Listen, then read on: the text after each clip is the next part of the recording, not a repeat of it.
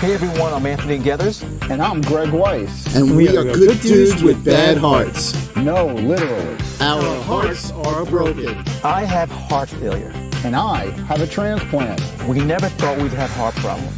But we do. And they're real. And they suck. And that's why we're here. To talk to you about heart failure, heart attacks, and everything that comes with these conditions. Each week we will bring you an episode featuring guests with heart issues. We're talking about doctors and health professionals. And we're talking about everyday people. Like you and I. Together, we'll share useful information. Providing useful lifestyle tips. And how to prepare heart-healthy meals.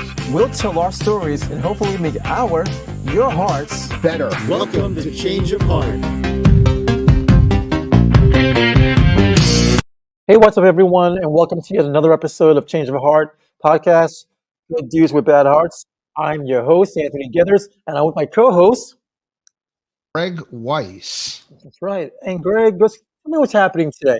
Well, today we have an interview with author of The Unlikely Candidate, Kelvin Smith. It's an amazing journey of a heart transplant patient. And Kelvin has a really interesting story about his life as being an athlete and also eventually a heart transplant recipient. And we're going to talk today about how he, along his journey, suffered and fought off with his internal strength and his fortitude, and eventually sought help to feel these symptoms that he was having. And I'll let Kelvin start from let's start from the beginning. All right, Kelvin Smith. Let's take a round of applause for Kelvin. Thanks. Great to have you here, and it's he is an unlikely candidate, and let's start from the beginning. Okay. Well, thanks, guys. Thanks. I know that we have a rookie. Here. Anthony and Greg. I know you're a veteran, being a heart transplant recipient, and we do want the rookie to stay a rookie because yes, you want to keep your own organs as long as you can. As do I. Yeah. So hey. I heard he was a rookie before he even admitted himself, and we were talking and we were discussing things, and he was in Europe and he came back from Europe, and we're talking, and I heard this cough, and I'm like, get that checked, and his man pride kicked in, and he's like, I'm okay. I thought I could handle that by myself. I thought I'd be totally fine. I was an idiot. That's most men. Tired from touring and rock star life, and Europe was great. And I'm like, 2 days later, he's calling me and he's got this cough. And I'm like, get this checked out. Yep. He's like, yeah, I'll be okay. And 4 days later, it's I'm admitting myself into an ER. Yeah, I was in the ER after that. Yeah, I put 40 pounds of water weight on. Yes. I'll be I fine. was looking pretty. All right, so let's get back to Kelvin. He is our rookie. Yeah. And like I said, we're going to keep him that way. So as far as my story, mine goes back to when I can remember, was 1998, and I can remember going to visit a friend of mine, Seth Joyner from Spring Valley, actually was playing for the Denver Broncos. And so I went out there to visit him, and all of a sudden I just couldn't breathe. Of course, I thought it was maybe the altitude. I think in the book I thought it was even the chicken wings. Maybe I had too many chicken wings or something. I just all of a sudden just couldn't breathe. When I got back home, I went to my primary care. My primary care decided that it was time for me to go see, a cardiologist. Went to the cardiologist. The cardiologist went through a battery of tests, and he said, well, you know what? You may have a blocked artery. So end up going to Hackensack Medical Center, and come to find out that the test. They said I had a blocked artery, but coming to find out it was a false positive test. So now it's still the same symptom, shortness of breath. Didn't have a cough of any or anything yet, and it was concerning because, I had a car wash over in Havershort at one point, and I can remember bending down to try to put Armor All to help the guys put Armor All on the tires, and it just felt like somebody was just literally choking me. It was almost like come to find out, I think my liver or was enlarged, and because it was being starved, I learned this later that it was being starved of, let's say, blood flow. Uh, but the bottom line was, that there was something wrong with my heart. Didn't find this out until I left Rockland County, and then they ended up in Columbia Presbyterian. The doctor, they started doing battery tests, and they still couldn't really figure it out, but they knew that it was the heart. Eventually, in 2003, I was still having episodes. So we're going from 98 to 2003. I'm still going through episodes. I'm on a tread. I'm walking, but I'm right. So they end up being a pacemaker. So I'm thinking, okay, pacemaker, that's pretty intrusive. So that should fix my problem. That didn't fix the problem. So how long did you have between the pacemaker and your next incident? Less than a year. I was at the water company where, that was my primary job. Worked at the water company. I was a shift operator at that time, and I was on shift by myself, and I just felt like really, really like out of shape. I'm just running around the water plant, just doing my testing and all. And I remember running up the stairs, and the next thing I knew, I was at the bottom of the stairs, upside down, and I noticed that my leg was broken, so it was hanging off. So really, what happened was I went into an arrhythmia. So my heart just went into a holding pattern, and somehow I was able to crawl up, call 911, and get to the emergency room and all. So that's when they upgraded me to a defibrillator, Greg, which I know we've all heard of defibrillators. So really, truthfully, I should have had that from the beginning. I don't know why. I don't know if it was an insurance thing. Why they don't give you a defibrillator from the beginning, which also serves as a pacemaker. But the defibrillator, which they said at some point is going to go off, and it's not going to be fun. And that scared the daylights out of me. What do you mean? It's going to feel like a horse kick in your chest. Well, take it back to where you said that when you were at the job and you had the heart, so your heart had a problem, you were on the staircase. Which was more painful, the breaking of the leg or the actual heart attack that you might have had in the process?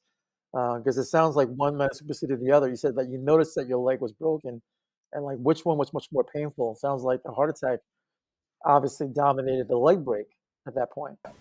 I think the leg. Due to nerves and all, and it's literally almost hanging at a 45-degree angle. So now think of it. I know you guys are big, strong guys, and dragging yourself up and that leg dangling, and every time it dangles, the nerves. It's just the pain was just unbelievable. How much did you weigh at that time? The heart generally you don't feel. You feel the leg. Right. At that time, probably about 205, 210, 205. So you were dragging 205 pounds, trying to get 205 pounds up the Thankfully, stairs. I was a gym rat, so I was able to do that. And you can do those push-ups, all those pull-ups. And you can do whatever you really, like they say that when somebody's stuck under a car, you just get strength from somewhere else. And so maybe that helped as well. But so I was able to pull myself up, call 911. And like you asked me, it was the leg. It was putting that back in place. The leg was just straight excruciating. Because like Greg said, the heart, I didn't feel it because I went into the holding pattern. And the next thing I knew, I felt like I didn't have a heart problem at that time. It knocks you out, the defibrillator. Straight ridiculously knocks you out. And what Doesn't is even tell you or prepare you as to what that knockout really is. No. I had actually two. I had my first one lasted 11 years without going off, and I never really had that issue. And they left my wire in and replaced the battery on when the battery had died.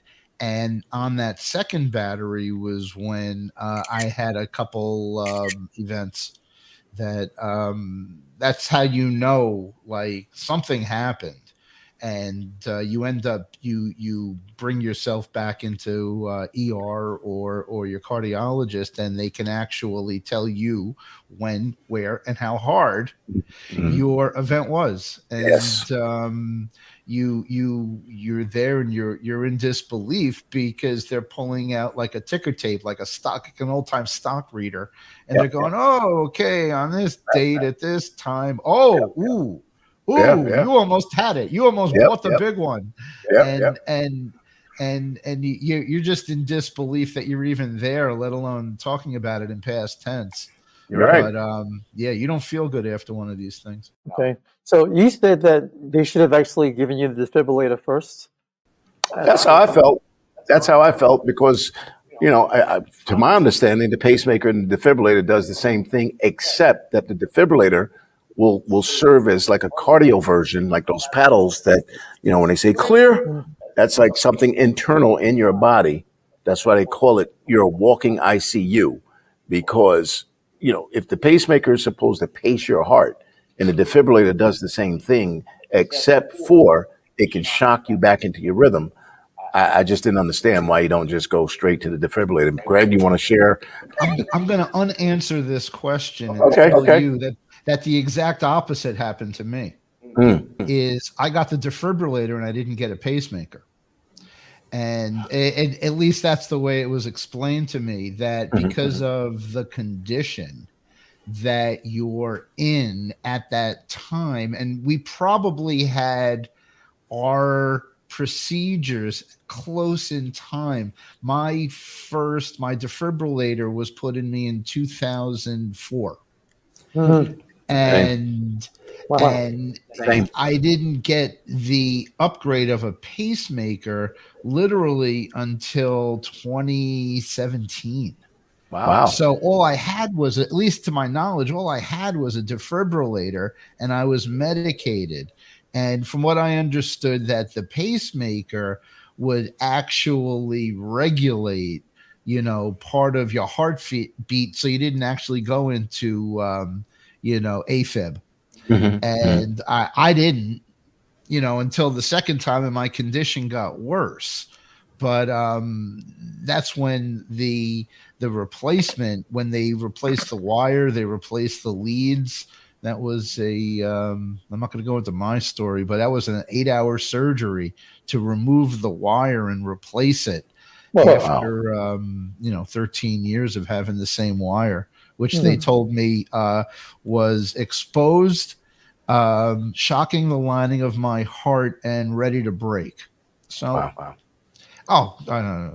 All right. So at one point we were talking, you mentioned at some point in our past interview that you went to the gym and you had an experience that was very traumatic, as far as your defibrillator doing a clear poof and then throwing you off the treadmill. Yes. So, okay. So we can go right into that because, that's 2004. So they were just minor, let's say, I'd say episodes, not, episodes, let's say gout, let's say, something else. I don't know if did I have a hip thing? There were like little things leading up to that particular moment that you speak of, Anthony, that I was in the gym again, because I'm feeling like a, I don't know, just a deadbeat, like somebody that's used to going to the gym at least 4 or 5 times a week, doing cardio. So now I'm feeling, let me get on the treadmill. Let me start off slow because now And like they always say, it's much easier for the athlete to fall out of shape than it is for the non-athlete. So now I want to try to get back some type of cardio.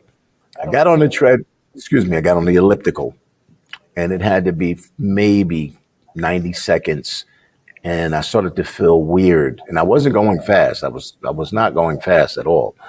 And then, just like the doctor explained, boom, that horse kick, and it just knocked me almost down to my knees. Whoa. And then, yeah, yeah, yeah. It's a And serious then right boom. behind, boom.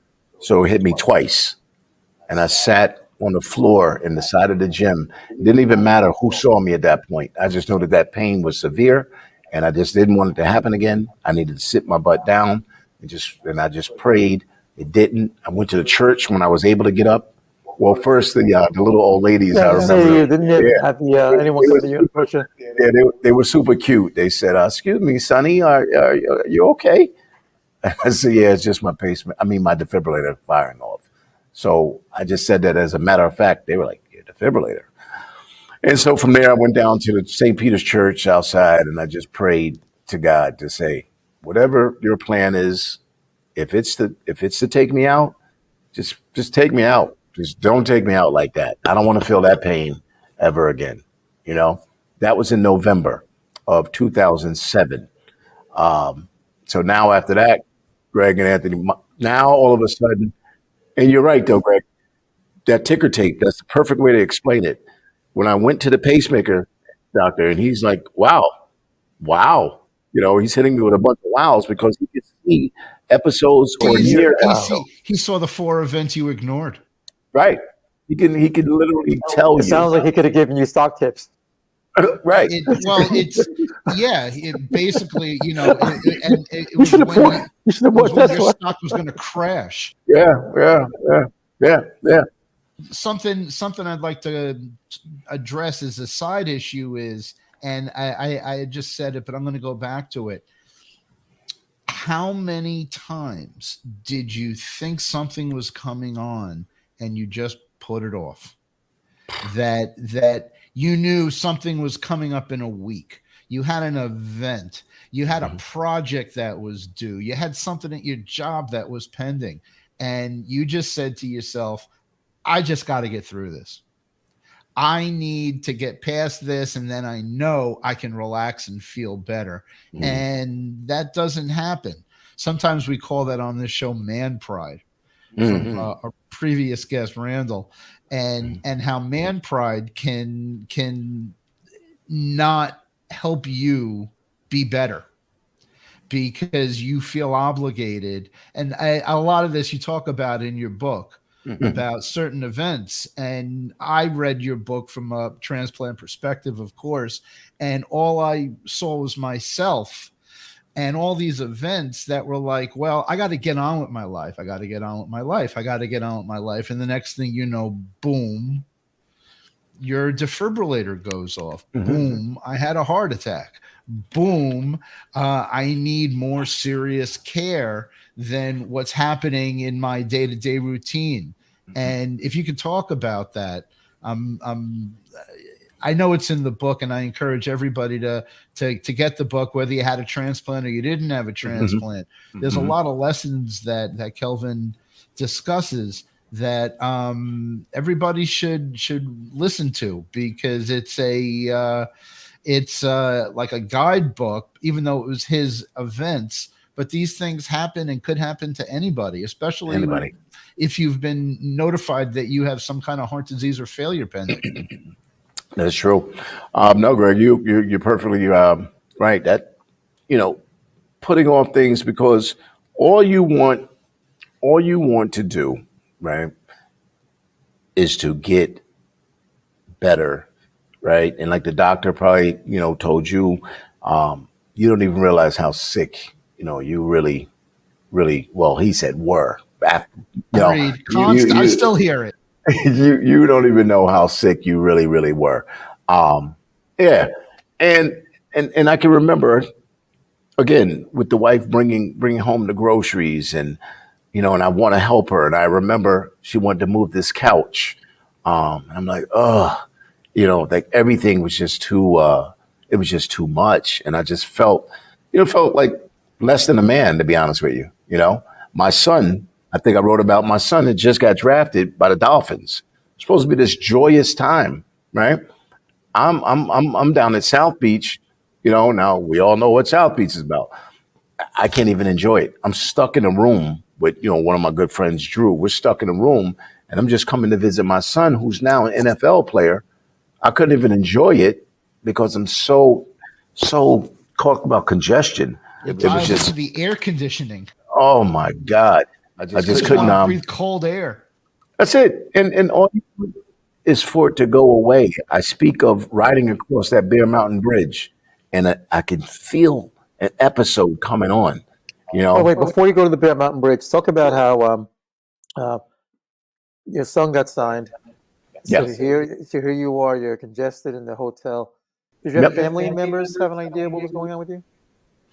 Yeah, they did, and my wife, she'll say that I kept a lot to myself, and that's again when you talk about man pride, you just you literally want to wake up one day and not feel like you felt the day before.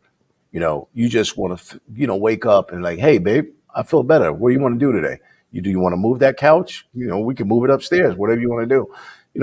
You're praying on that. You're praying on that that yesterday was a dream.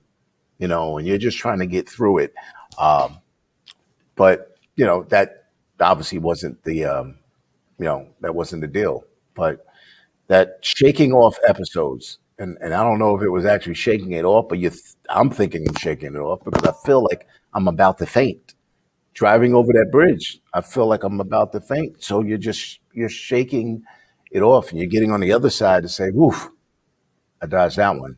I didn't go over Okay, the but bridge. speaking of the anxiety of driving across a bridge, did it start literally from afar when you saw the bridge off in the distance? Was that Maybe. kind of a thing or is it literally as you're getting past the toll and you're getting onto the bridge? And then It you might have get been. It anxiety? might have been anxiety, and probably a mixture, right? Probably a mixture. Mixture. It Right. is the mixture. Right. It's all building up on you, and it's not that I can't cross a bridge. It's this building. There's this aggravation that's starting, and your mind starts wondering what's going on. Am I going to pull over? I'm not going to pull over. I'm just going to keep driving. Whatever it is, it's going away. Right. And you, as it grows in you, you're looking, and now you're literally gripping your steering wheel at 10 and 2. Absolutely. And every inch of your car down the road is, am I going to feel better in a quarter mile? That's a good way to put it. I'm not putting words in your mouth. I mean, these things have happened to me, and you ask yourself, is it my medication? Am I having a side effect? Am I having a heart attack? And what is going on with me that I'm not normal right now? And in 10 minutes, it all goes away, and now you want to forget it ever happened. And that's one of the things that I've just been I always recollect on is as much as I've gone through, I want to forget every minute of it. And at the same time, I'm brought back into it. And you mean by way of this podcast? I'm not going to thank Anthony for this, but dragging you back into this podcast. But I realize that if I don't live with it, it's gonna hurt me somewhere down the line. And that I have to keep present of it, about where I've been, about where I'm going, about how I got here. And one of the things about doing this podcast is it's really keeping me in check on a lot of things I really don't want to necessarily have to be concerned with. And I just wanted to go on going, hey, I want my life back. I want to just pick up wherever it was I took off. And I just want to be the old happy me. And like you said, every time I show up and they look at me and they go, you don't realize how sick you are. And I go, but I don't feel it. Right. I don't feel it. And it's these people that we have on these transplant teams are they're gifts from God. Absolutely. They really are, because their commitment to your health is incredible. This is one of the things I asked my team, Kelvin, and I'm sure if you asked your team, you would get the same answer. Is I know that when I started, I had a literally a brand new transplant coordinator. And she's amazing, and she's looking for perfect numbers all the time. And I don't even know what they are. I don't even know how to get there. Right. But I was one of her first 10 patients, and now I know 3 weeks will be 3 years. And now she has over 300 cases to follow in this time. And it's like the work they do is so amazing, and they're still concerned about you. Yeah. And even though the further out you get, and you're 10 years further than me, is they have to be on 1,000 cases like you now down the road. Right. So you figure the interview process, right? The interview process, which started probably in 2004, as far as once that doctor said to me, and that's the doctor that finally got it to where he knew that it was restrictive cardiomyopathy, the hardening of the thickening of the heart muscle. Now you need to see, are you eligible to get on that transplant list? The same list that I shed tears over once he said, one day you're going to have to get a heart transplant. To get any type of normalcy in your life, you're going to have to get a heart transplant. So the interview process that you have to go through, and then to hear of whoever's in charge say, no, he's not sick enough. For me, I'm confused now. Someone actually told you that they actually said to you that you're not sick enough to get a heart transplant. 100%. Meanwhile, I'm fainting. I'm falling out. Defibrillators going off and all. Yeah, but how do they determine that? Like, how do you look at someone and A go? lot of that has changed. A lot. Well, let me just finish my point first. So, do you have to literally, practically be dead, where they finally say to you, "Oh, you know something?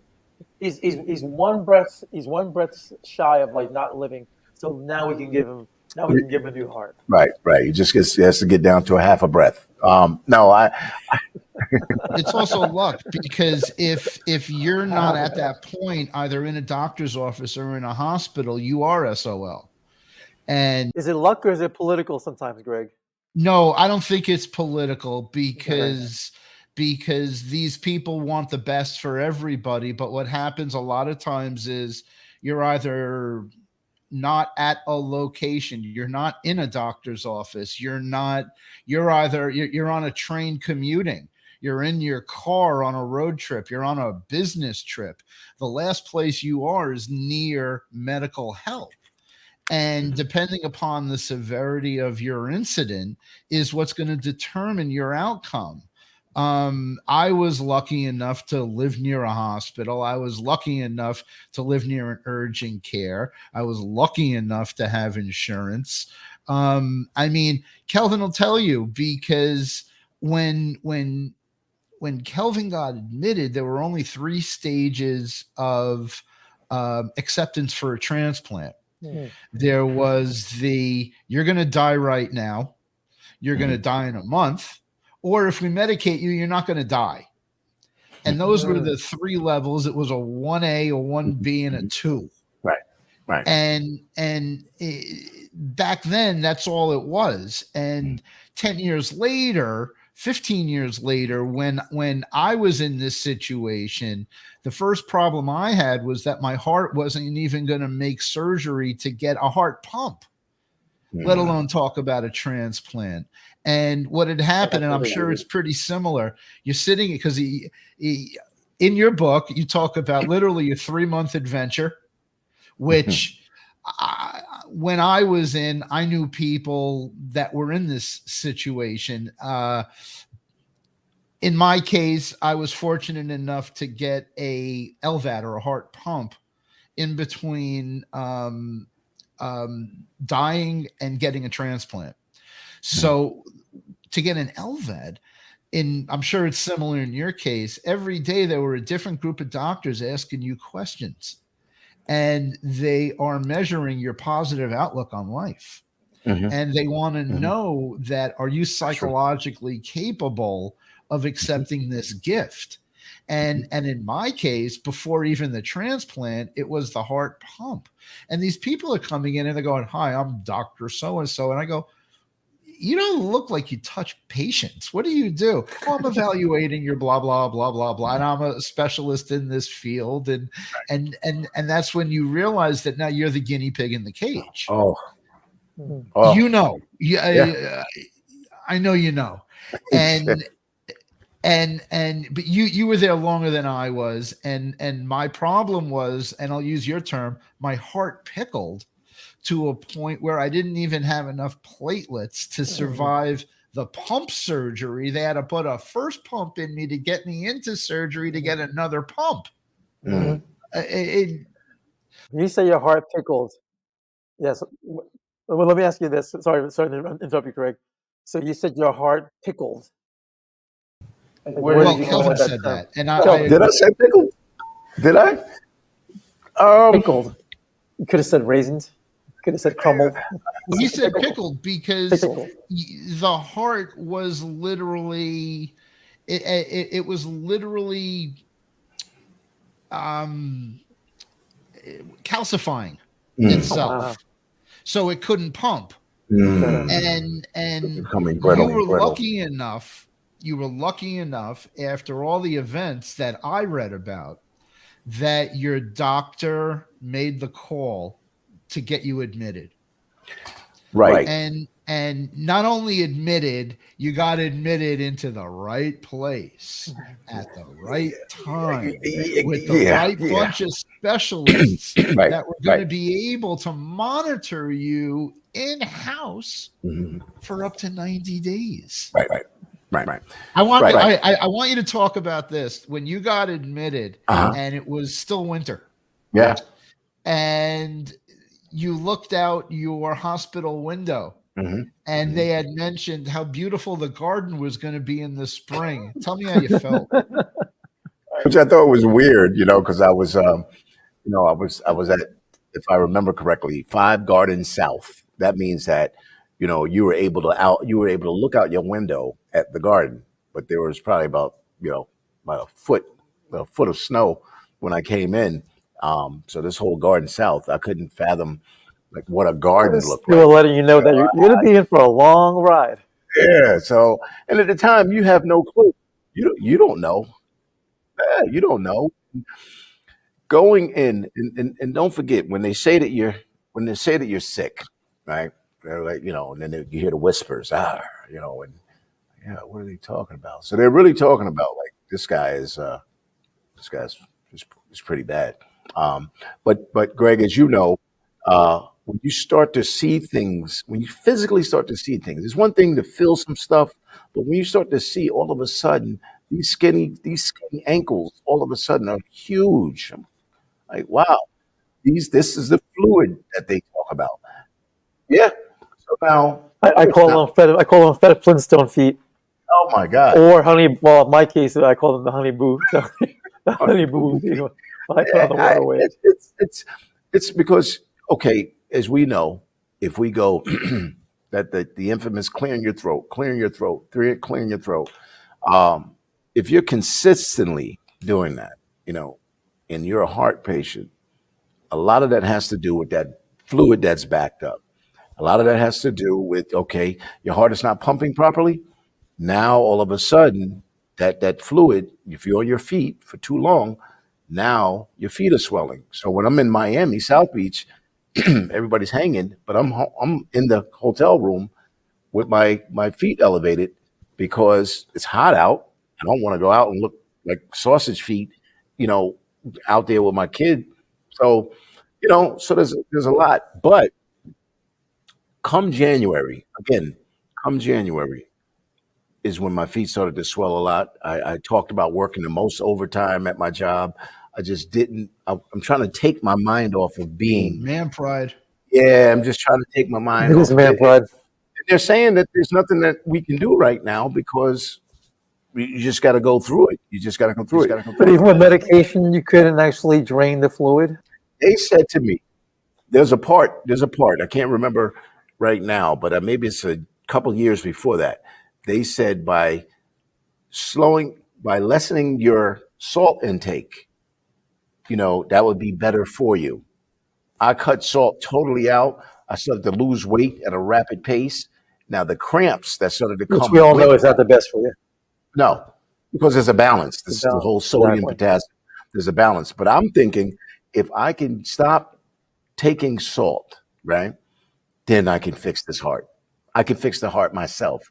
If I could just cut out salt, I'm making dinner for the wife and my daughter. I'm cooking theirs regular because they have regular hearts, but I'm not using any salt. That didn't work. But you're also treating it as if you're changing your air filter in your car, Right. which of course is not the reality. Right. Because, so I give up. I know I'm super sick. Okay.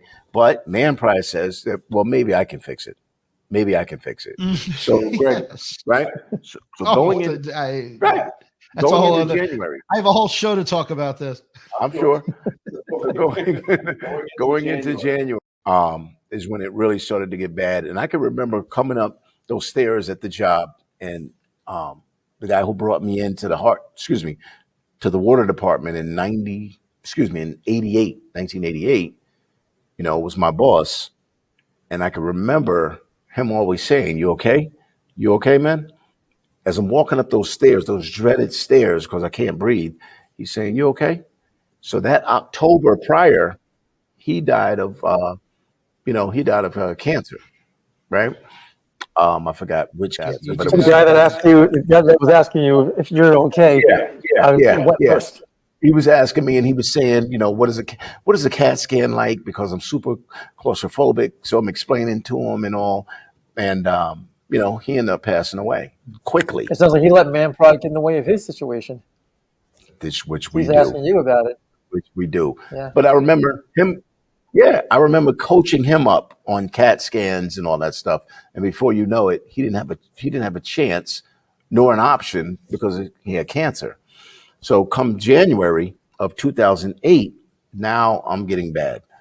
Go to February, that game, the Giants versus the Patriots, and I can remember now I'm relegated to sleeping downstairs because of the congestion. It's just I'm keeping everybody up, I feel. So I sleep downstairs. I go upstairs. My wife allowed me to sleep in the bed. She slept downstairs that night. And I defibrillator fired. The ticker tape says that it fired numerous times. And I was on the way out. The doctor still doesn't know how I got up. But, woke up incontinent, everything. I was just done. I just knew it was over. And I said, look, told the wife, I said, we got to go. And of course, man pride and stupidity, I had to watch the game. I had to watch the Giants. You told your wife to go, and therefore you had to watch the game. Yeah, well, we got to watch the Giants and the Patriots. Super Bowl Sunday. I can't, just hold on a second. So let me get this right. She said to you, look, honey, you got to get out of here. There's some serious crap happening. But before you go, I got to make my special hot wings, and we'll go in the morning. Dumb. It's like Damn. talking about like adding fuel to the fire. Oh my God. Yeah, but you know what? I said, hey, if I'm going out, this is how I'm going out. I'm going out with these wings. Mm-hmm. I would tell you that in 2004, when I was undiagnosed, unmedicated, untreated, living on man pride, being a performer, that I knew that if I was going to go out, I want to go out literally on stage. Mm-hmm. And I have to play. I gotta, be around my community, and regardless of which, music's gonna heal me, and I'm gonna go do this. And regardless of how I felt, and I was having heartburn that was like, I didn't know heartburn meant heart attack. Mm. And at that point of my failure.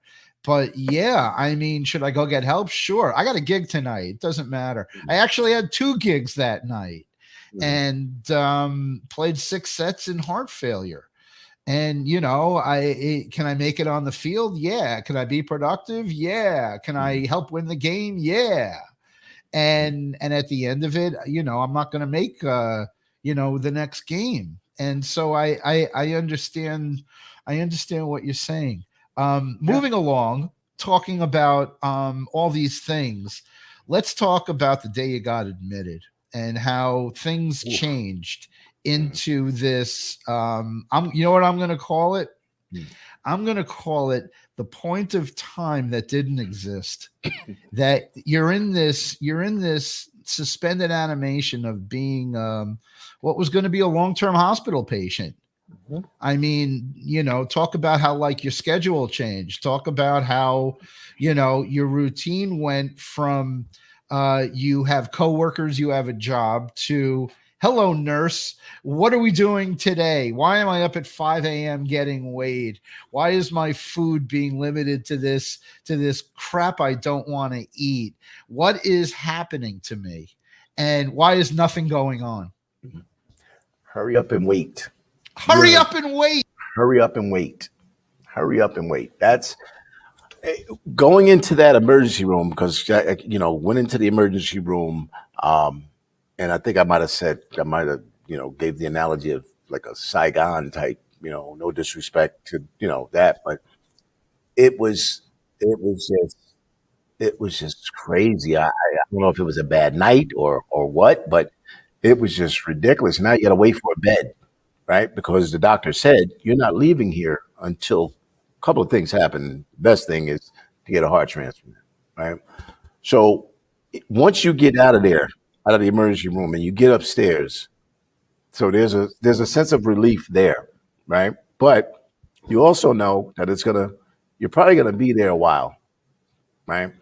So the bells and the whistles, the ding dong, ding ding ding ding, is just it's just nerve wracking. But this is your new life. That's my new life. How do you adjust to that psychologically? Your new life. For me, I eventually put myself. I like a great one. Great one. Does Greg need to go? For me, I've never been to prison, but I always heard of the prisoners talking about you got to put yourself out of the prison, right?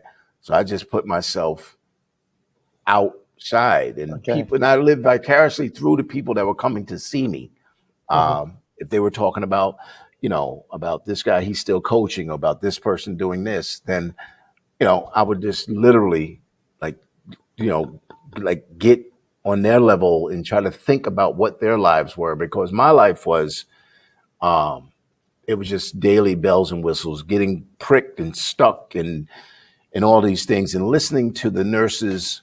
The vast majority were super, super sensitive to sick boy, let's say, but some of them, they would just talk about their lives and what they did last night, and not that their lives should change, but some of them were a little insensitive. I think I spoke about the lady who, those hills coming down the hallway at 5 a.m. and you're trying all you can to get some sleep, and then she comes in and just, there's no warning, just flick the light on, and she's got the perfume on. Wow. Like she just came from the club. So, but that's her life, But to her, I felt I was just sick boy, But the vast majority were good. But those bells and whistles, man. And don't forget, I went in at 205 pounds. Within less than 2 days, I was 165 pounds, I think, 163.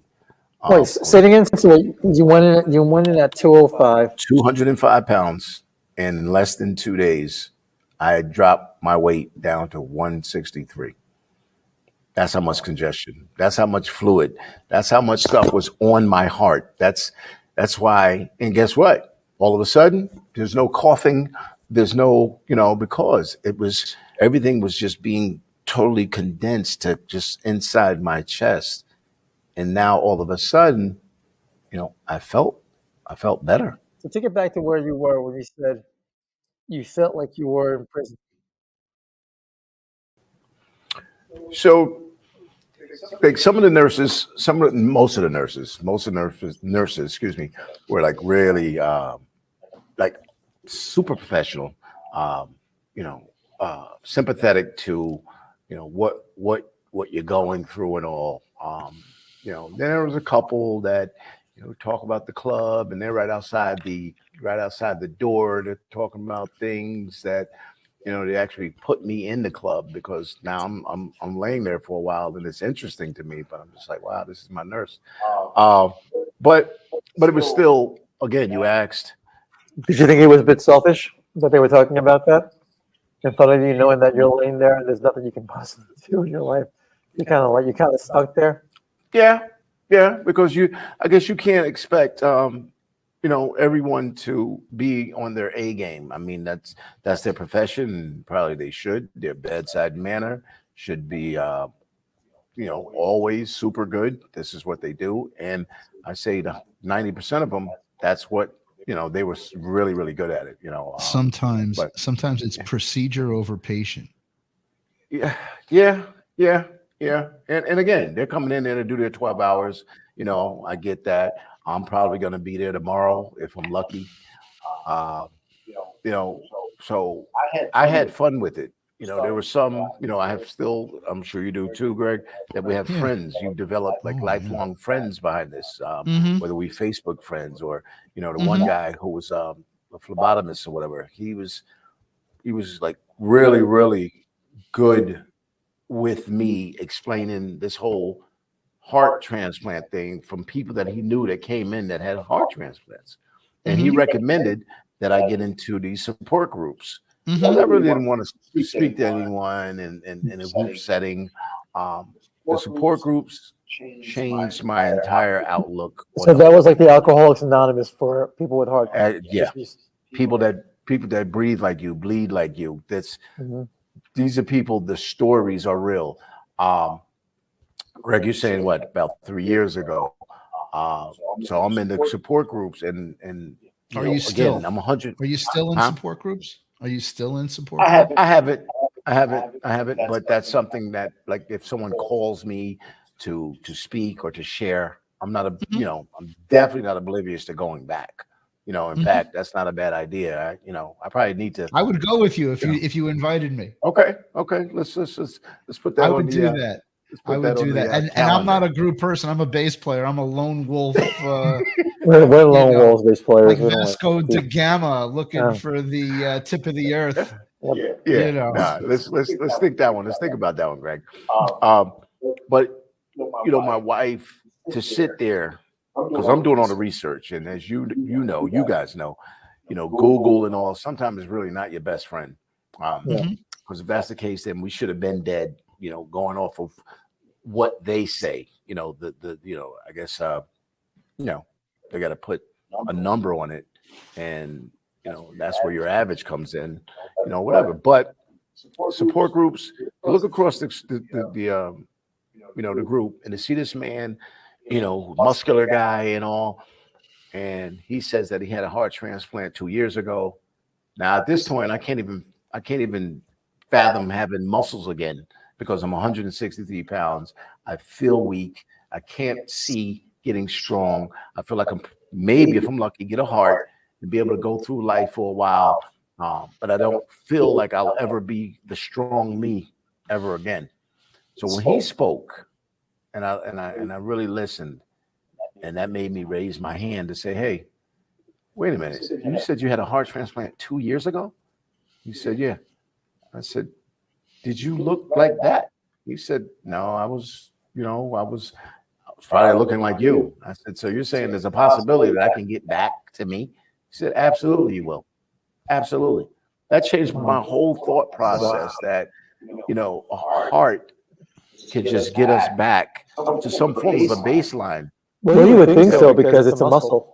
I mean, the heart is a muscle, and the fact that you are muscular, that you're muscular, that if the muscle will get better and improve, you too will then get muscles or get your muscles back at least. Or So some it's the someone said difference that. between all the other organs and of a transplant, whether it's liver, or kidney, or lungs, and the heart, because the heart is the only one that's a muscle, and all the other organs are tissue, and you get one shot at that. Right. Right. And so, Anthony, you figure with all the knowledge that you're gaining now, right? This is knowledge that I didn't have. This is knowledge I don't know if Greg had it. Maybe he did, but I don't know No. these things. I'm listening No. to people who are who've been in it now.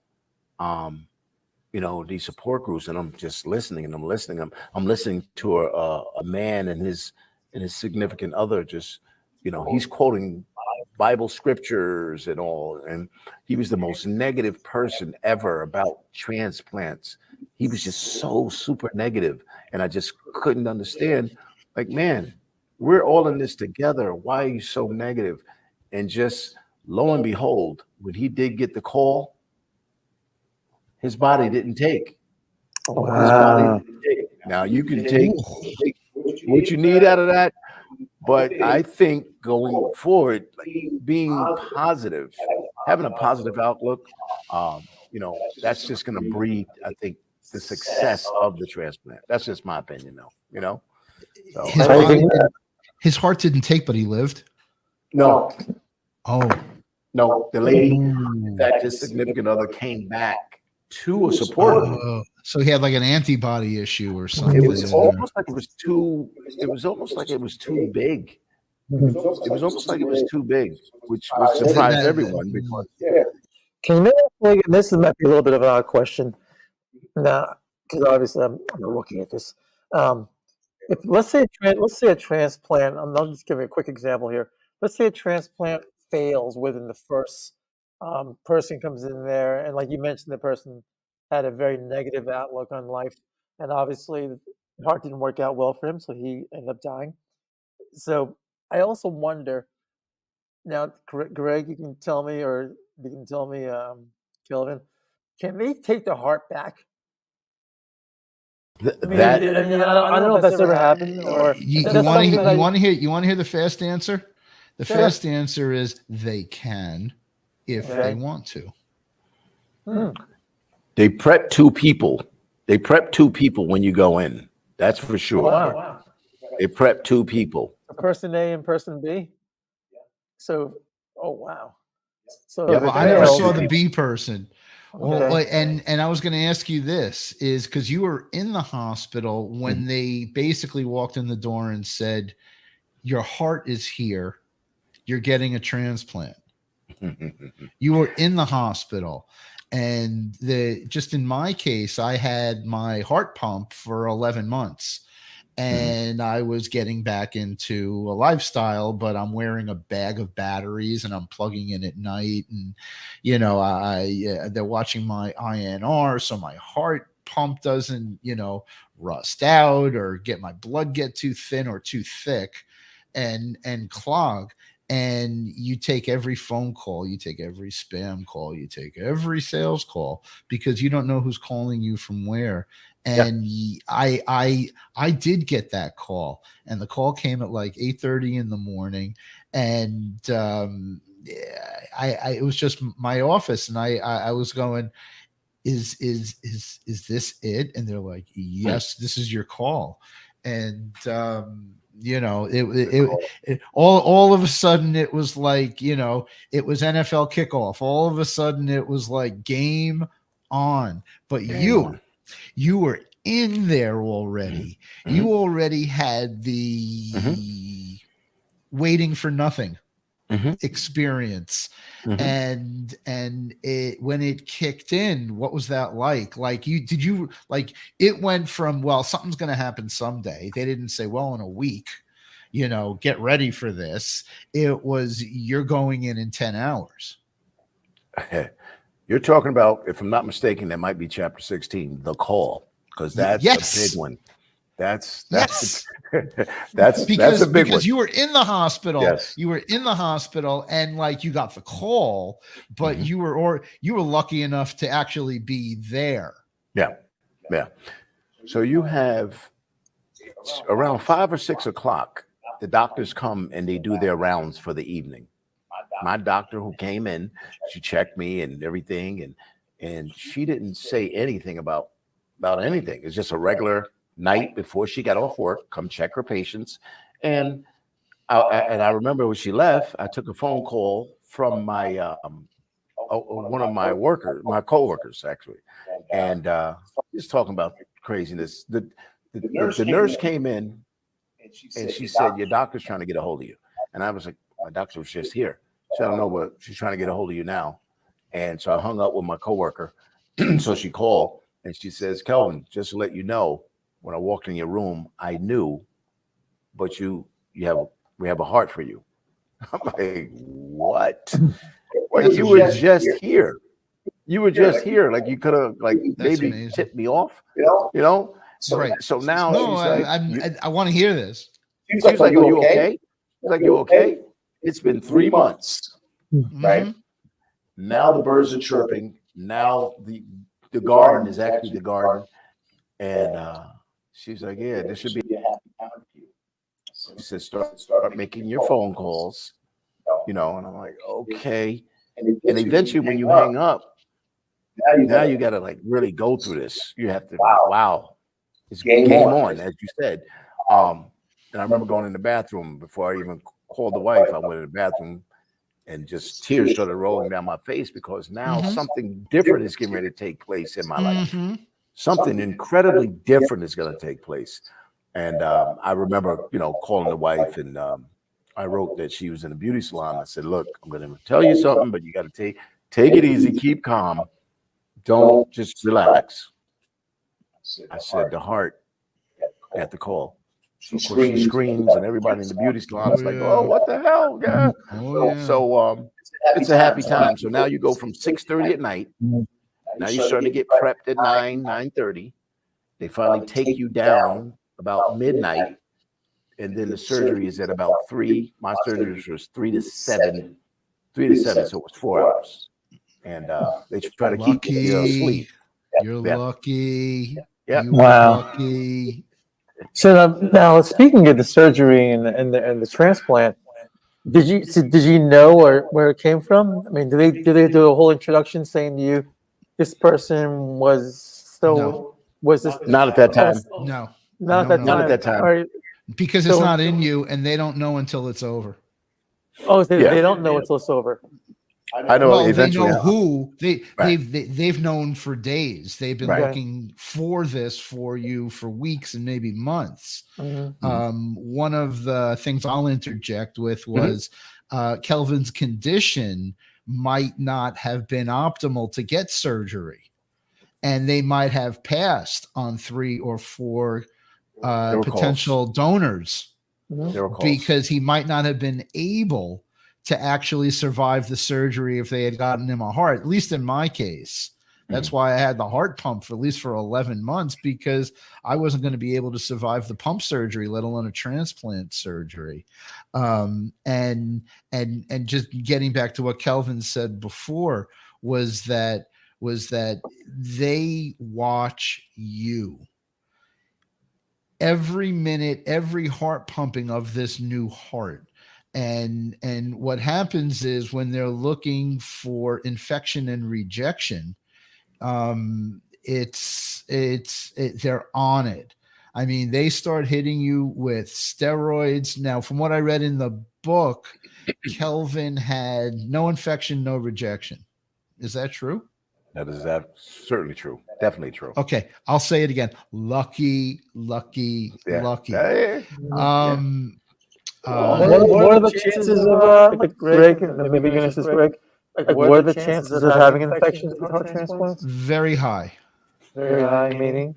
They're looking for it because they just put mismatched DNA into your body that begins instantly rejecting your body as the host, and your body starts rejecting it as the recipient, and as the donor organ. And in my case, when I woke up the next day, I was notified that I did have both a mild infection and some rejection. And that's when the tables change, and now they hit you with steroids. Okay. and they hit you with antibiotics. And I mean, it's not like they don't not see it coming. You know, the way my doctor explains it to me is, the building you're in, the room you're in, we've been handling this for 60 years. And we have more drugs and more medications, and if they don't work, we have more drugs and more medications. And that's why, and it's when I say lucky, is you're lucky to be in the hospital you were in with the doctors you had, Sure. getting the care you received, because the places that I and Kelvin both went to are probably top 10, if not in the state, top 15 in the country. This is where it all went down.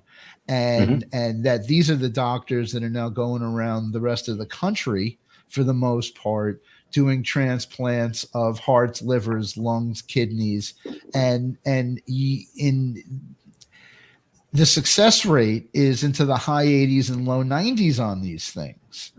And that now, I mean, Kelvin's been here close to 14 years, 15 years after getting the transplant, and he's living a life like it never happened. And I know we got to walk him down this path, and I know he wrote the book, and I know he's got to relive these memories, and you walk away feeling excellent about it. And and when you see people and you go, oh, I had a heart transplant, and they go, oh, I'm sorry, and you go, sorry, it was the greatest thing that ever happened to me. I'm getting back into a life that I should have been living. I have a second chance at things that I should be grateful for, and I am. And like, I'm only in my third year, and I mean, everything is still aware and awake to me. And last week I got catheterized for my third birthday. You still get catheterized every other year? Every other year. Every other year. See, so this is, we have things in common. I had my second one on my third year.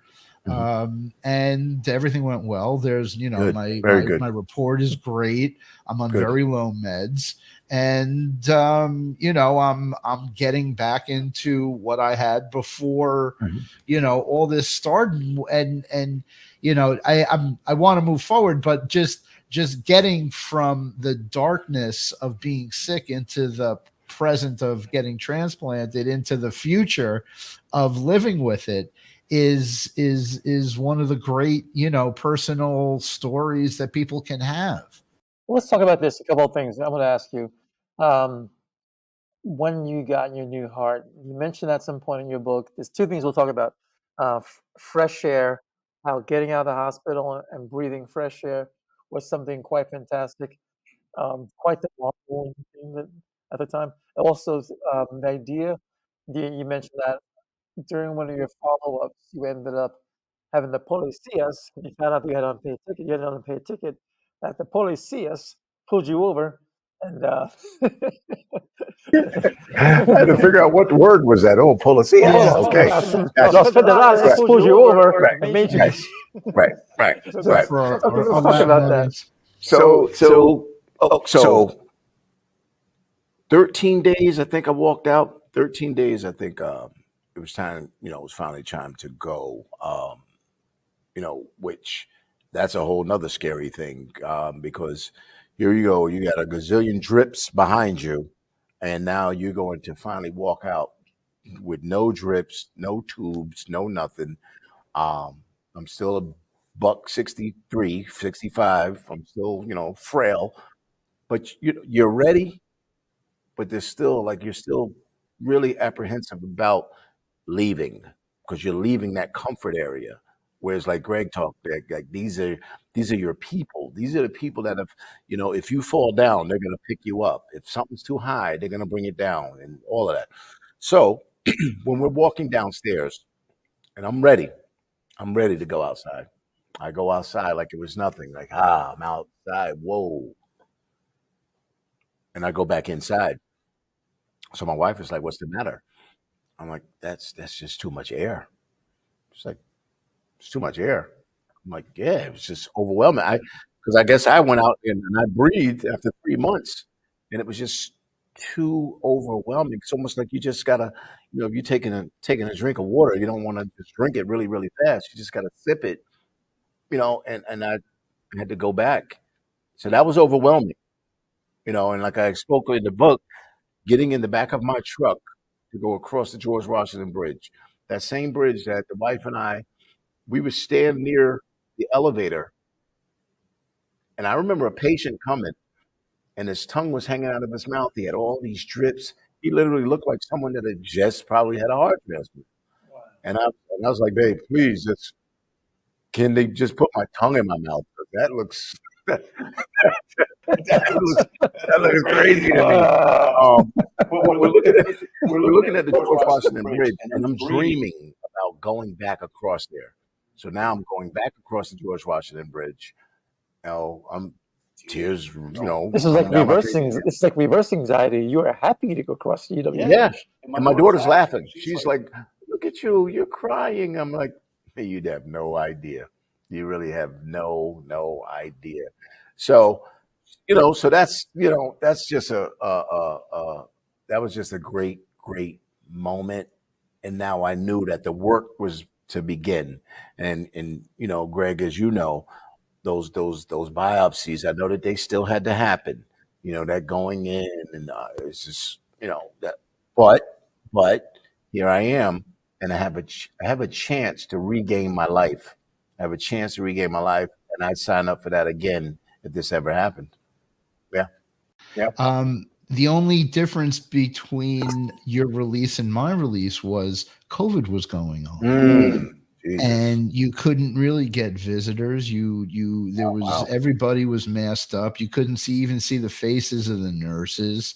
You couldn't see a lot of things. And my first LVAD pump was at a point where it was November of 2019, and they hadn't figured out or named what COVID even was. Wow. And a year later, when I had my transplant, COVID was still going on with all the protocols. And you really couldn't have visitors. You really, there was a lot of apprehension about a lot of things. And when I got released, it was via ambulance. I was ambulatory, even though I was able to walk and do everything. That they were literally sending me by ambulance because I was still fragile, but I was able to, walk. And it was funny. The one thing that I learned is never, ever fall down in a hospital. They won't let you out. Really? Yeah, especially if you get they always put up little. Well, you almost become like a permanent prisoner. And this is what I was going to say before about fresh air. The joke that I came up with. What was the difference between a hospital and prison? And the answer is fresh air. Yeah, you don't get fresh air in a hospital, and at least in a prison, you get an hour a day. And it was one of the things that when I was in, for the time that I was in, a couple of weeks at a time, that being denied fresh air was something that was always on my mind. And the one other thing, we were talking before about the bells and whistles, is they don't issue earplugs. There isn't one set of earplugs in a hospital. And that would have made the days and weeks seem a lot more, dealable. I don't even know if that's a word, but easier to deal with, because when these bells and whistles go off for whether it's your IV drip or your something is loose or something changed, and it's going on for hours. I got to a point where I was testing my sense of pitch by figuring out what all the notes were of all the bells. And that's my 2 cents was that you can't, like, you couldn't shut off the rings, the bells and the dings, especially in the middle of the night. And, when one nurse is watching a bunch of rooms in the middle of the night, sometimes it's someone's more important than your little bell and whistle. And that's just my 2 seconds. But just moving along, this is one thing that we haven't talked about, Kelvin, is after the transplant, and you're a decade and a half out of it. What's it like? What is it that's going on that you're leading this life of post transplant success?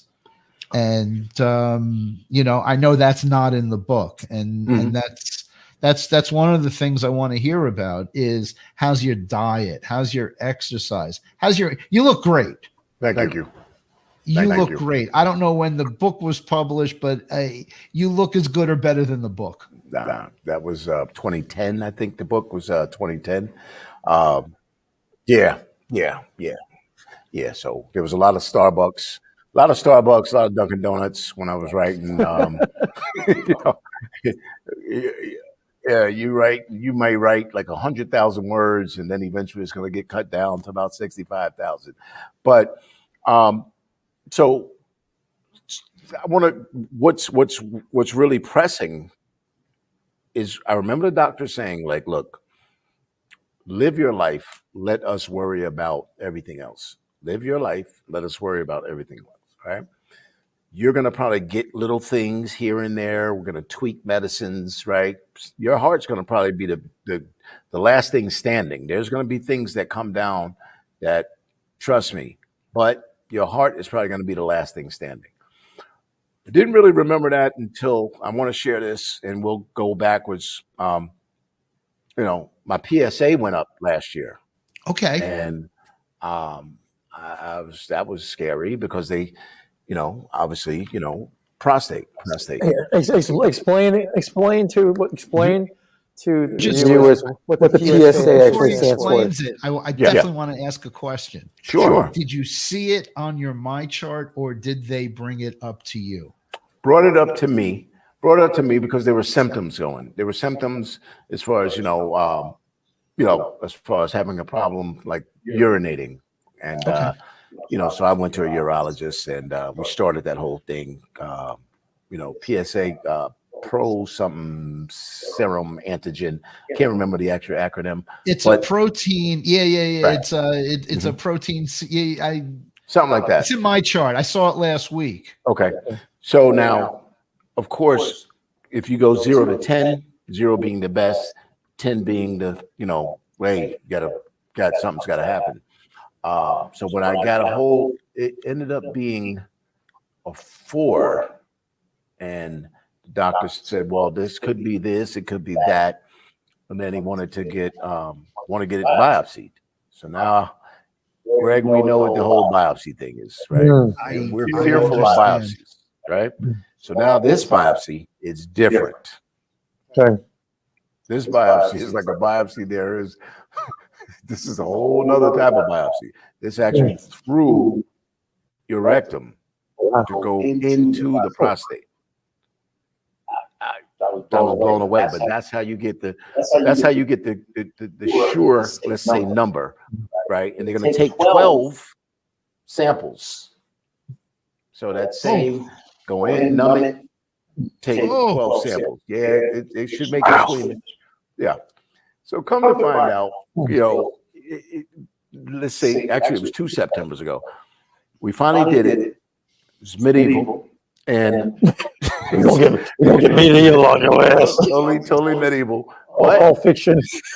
But 3 samples of 12 were cancerous. So they do a thing to where they say 9 were benign and 3 were was it malignant? Whichever the one that's mal in Spanish would be bad. Bad. Mal, Okay. Malignant, bad. Benign. Malignant. Okay. Right. So they're saying because prostate cancer is slow moving, right? It doesn't move in months. Sometimes it doesn't move in months. Usually it'll move in years. So I'm like, okay, I know I'm immunosuppressed. So let's say that's September. Come November, I get another PSA, and I think it's over 5. So now it's still going. All right.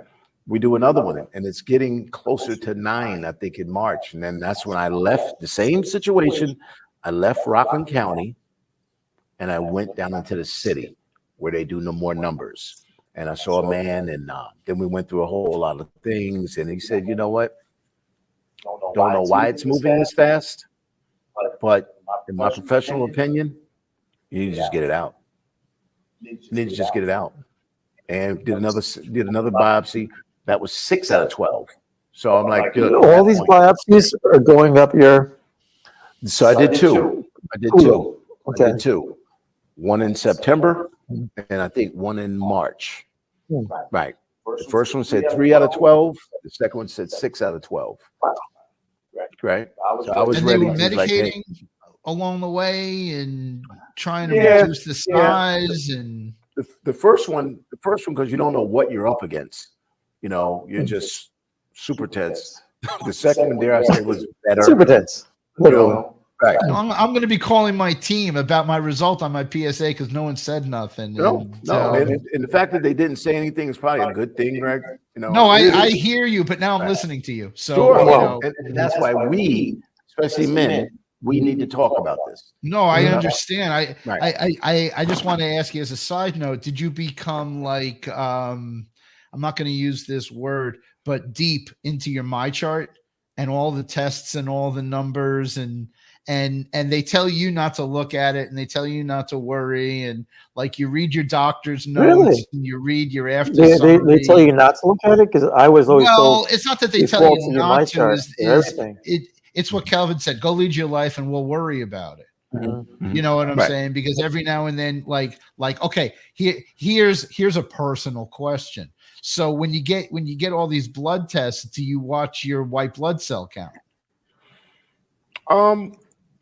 I listen to what I listen to what they say, and I glance at it or whatever, but I don't really worry about whether it. you're high or you're low. It's not even relevant. It doesn't matter because if it was an issue, they would tell you. There you go. There you go. And that's what I deal with. And they look at me and they go, because I'm looking at the numbers and I'm reading the numbers and these doctors, because you see other doctors and especially the trainees and the assistants and the techs. And they said, well, the doctors really just go by the numbers. And you start looking at your numbers and like, well, this number is always really low and this number is always in the middle and this number always seems high. And they're looking at me and they're going, you know, Mr. Weiss, your cholesterol, blah, blah, blah, blah, blah, blah, blah. And I'm going, well, you know, does diet change that? And they go, well, you know, it's all subjective. I said, so if it's at that number, I guess I'm okay. It's not double. It's not half. I wish it was half, but I don't have this luck of genetic low cholesterol. Sure. All right. I'm going to interrupt you, Greg. So this is our last question. So, Kelvin, what would you tell men in particular out there if they feel like anything is slightly off as far as shortness of breath or just breathing and just anything is slightly off? I don't care what it is, but if as far as it pertains to the heart, what would you tell them out there? Go get checked. Go get checked because it doesn't have to be a death sentence. It doesn't have to be a death sentence. But if you get too far behind something, right? Get too far behind anything really, then that could really, really be a major problem for you. Go get checked. What is it really? What it's going to be a copay for some, and guess what? The people that don't have insurance, it's worth whatever money that is to go get it checked out. Because clearly you can continue to live a life if you get ahead of it. And hey, it doesn't have to be a death sentence. Is we as men, I know that most of us are programmed to just ride it out. Things will get better. Go get checked. Go get checked. I'm one of those. I agree. Yeah. I agree. It's I would trust me one of those people. Now, I also want you to tell the police story quickly. The police story. Yes. Yeah. Because so it's such a very happened. Unique thing that he actually, what I read in the book. It shouldn't have happened. Yeah, it's look. I was let's say it was at May, something like May 3rd. I came home, right? So now July, I'm about to take my first ride, driving and all, down to get a checkup, to go get a checkup. My truck, I had cleaned it the day before. Wow, I'm feeling good. I can drive now. And going down the Palisades, I get pulled over. And I didn't think I was speeding. I thought I was within range of everyone else. Pulls me over, and it's license registration. I said, no problem, officer. I said, he said, where are you off to? I said, I'm actually off to Columbia Presbyterian. I just had a heart transplant. All of my papers and everything was right beside me, because you got a pamphlet that you got to take to your team. I said, it's all right there. He said, okay. He said, came back. He said, yeah, did you know you had a ticket back in 1990s? I said, I did not. It's all right. All right, I'm going to ask you to step out of the car. I said, okay, no problem. Again, I just had a heart transplant. Things are still healing, officer. It's like, so, I just want you to know that I'm getting out. And he said, oh, hands behind you. I said again, I just had a heart transplant. Literally, things are sewn together and it's still healing. Officer, you willing to take this on? He said, yeah.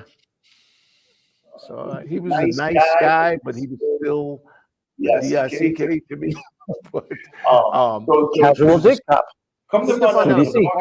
huh? CDC, casual dick cop.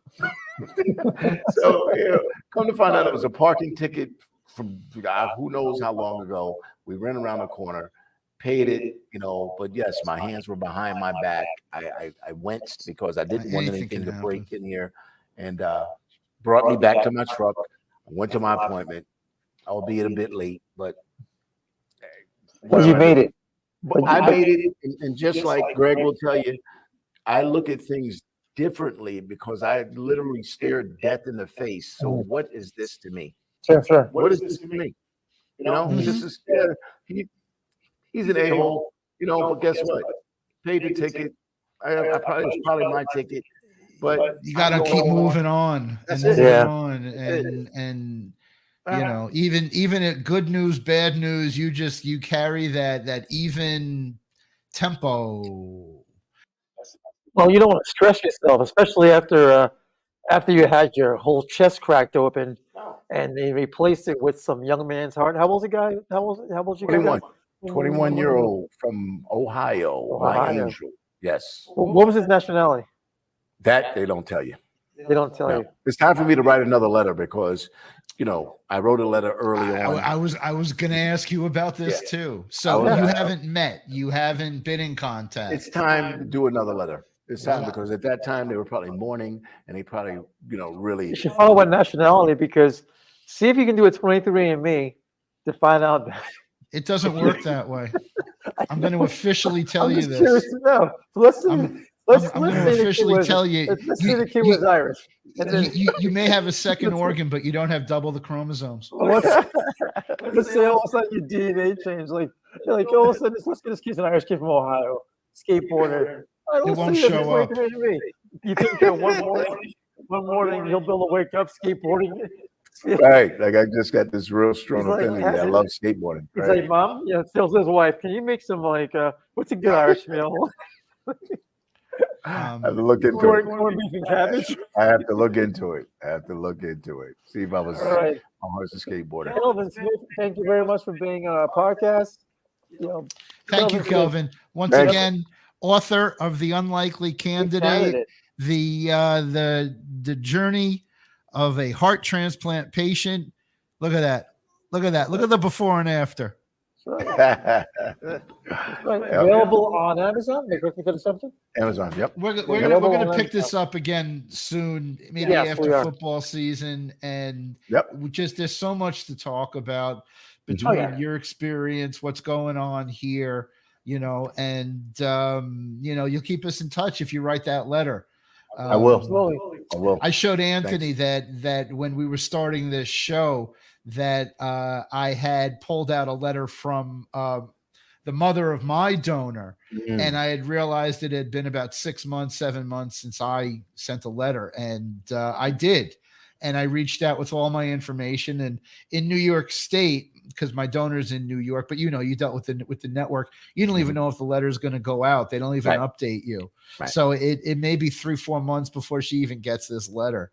Right. So I'm but in any event, you're going to feel better when you do it. And it was one of the things that I said to Anthony was I've already spent 2.5 years trying to forget this, but I'm not going to forget, who my donor was. I'm not going to forget. And I pull out the letter and there's a picture and I know who she is because when you got your gift and you didn't, even if you got a letter from your donor family, there wasn't really the technology today. No. And when I found out about 6 months to a year after, I mean, it was minutes before I actually knew who these people were. And I haven't crossed the line. I followed the rules. I'm sticking with the New York Donor Network, which is incredible. Sure. And then a Facebook group started of the people in my transplant history from the hospital, and there's like 40 people in it. And I saw pictures of donors who got donors before me, and I decided that I'm going to reach out. Right. I have another family. This is what I know. All right, everyone, let's say goodbye. Goodbye. Kelvin has to run. See you next week. All right. Thanks, guys. Thank Thanks, you very Greg. much, and thanks, Thanks, Kelvin. I and the appreciate recording. you for taking more time. Bye, everybody. Thanks, Take man. care.